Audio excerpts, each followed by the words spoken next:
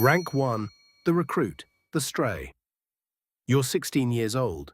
Your home is a tiny apartment with a leaking sink, and your mother cleans office floors until her hands crack while you spend your nights racing loud motorcycles through the streets of Osaka, angry at a world that barely knows you exist. Then one night, a man in a sharp suit buys you a bowl of noodles.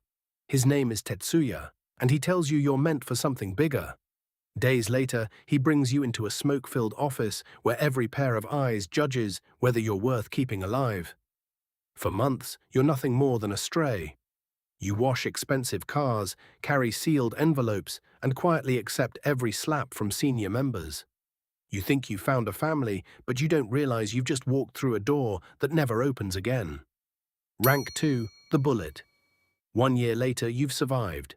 You kneel across from Tetsuya during the sacred sake ceremony, where his cup is full while yours is nearly empty. With one drink, he becomes your Oyabun, your father, and you become a bullet in his gun. You scrub offices before sunrise, memorize every senior member's routine, and slowly earn your place. Then comes the tattoo. Thousands of needles and hundreds of painful hours erase another piece of your old life with every inch of ink. When your mother finally sees it, she doesn't yell, she doesn't cry, she simply looks away. Somehow, her silence hurts more than any beating you've ever taken. Rank 3. The collector. Now you're trusted with real money. Every week you collect protection payments from local businesses, and it doesn't take long to understand the truth. They're not paying for protection from someone else. They're paying because they're afraid of you. Most owners cooperate, but the stubborn ones don't need broken bones.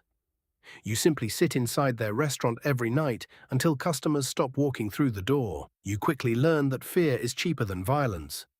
Somewhere during those years, you meet Aiko. She knows exactly who you are, yet she chooses to love you anyway.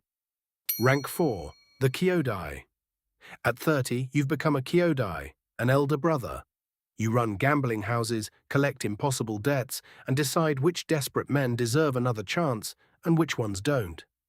You've become someone younger members admire. Then everything changes when your son, Haruto, is born. As his tiny hand wraps around your finger, you make yourself one promise. He will never become you. That same winter, your mother dies in a hospital paid for with dirty money, leaving you wondering whether she knew the truth about your life all along. Rank 5. The lieutenant. You're no longer the man throwing punches. Now you're the man stopping wars before they begin. As second lieutenant, entire crews answer to your decisions, and every argument, debt, and insult becomes your responsibility. The family moves into construction, where buildings rise, money flows, and everyone gets paid, even the police. Sometimes you quietly sacrifice a low-ranking member just to keep the peace. At home, Haruto asks what you do for a living. You smile, tell him business, and realize it's the biggest lie you've ever told. Rank 6. The Wakagashira. Power comes faster than you ever expected. You're now Wakagashira, the second most powerful man in the entire clan, with hundreds of lives depending on your decisions every single day. But tradition never disappears. When a soldier makes a serious mistake, you order Yubitsume, the ritual of cutting off a fingertip as an apology. You've witnessed it so many times that you've stopped counting, yet you still keep every severed finger wrapped in white cloth inside a drawer you never dare open. Haruto is old enough to read the newspapers now.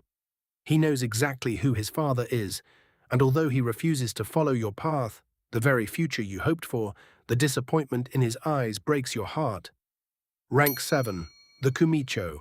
The old boss steps down, and the family kneels before you. You're now the Kumicho, the father of hundreds of men. Every handshake can become betrayal, every dinner could be your last, and you haven't walked through the city alone in years because bodyguards surround you everywhere. Haruto leaves for university, and as painful as the distance feels, you realize it's the safest gift you can give him. Looking back, you finally understand that when Tetsuya bought you noodles all those years ago, he wasn't saving your life. He was simply recruiting the next man to take his place. Rank 8. The advisor. You've climbed beyond the streets and become one of the syndicate's senior advisors. Millions of dollars move across borders because of a single signature carrying your name. You possess more influence than you ever imagined possible, Yet none of it matters when Aiko falls seriously ill. Your mornings are spent moving fortunes between companies, while your afternoons are spent sitting beside a hospital bed. For the first time in your life, you're forced to accept that money can buy power, but it can't buy time. Rank 9, the heir. The syndicate's second-in-command falls, and you inherit his position. After decades of fighting, sacrificing, and surviving, only one chair remains above yours. You stand closer than ever to ultimate power, but before you can truly enjoy it, Aiko dies. Thousands of loyal men would willingly give their lives for you, yet not one of them can fill the empty chair across your dinner table or silence the loneliness waiting for you at home. Rank 10, the Supreme Oyabun. The Supreme Oyabun dies, and every family across the country now answers to you. You finally possess everything your younger self ever dreamed of: money, respect, power, and the loyalty of thousands. But the kingdom you've inherited is slowly disappearing. The laws grow stricter, the younger generation no longer wants this life, and your own grandson barely knows your face because you choose to stay away, believing distance is the only way to keep him clean. At 70 years old, you sit alone at the summit of a world built on ink, loyalty, and scars. Then somewhere else in Osaka, another lonely 16-year-old climbs onto a loud motorcycle, angry at a world that doesn't care about him. Across the street, a man in a black suit watches from a parked car. In a few moments, he'll buy the boy a bowl of noodles, and the cycle will begin all over again.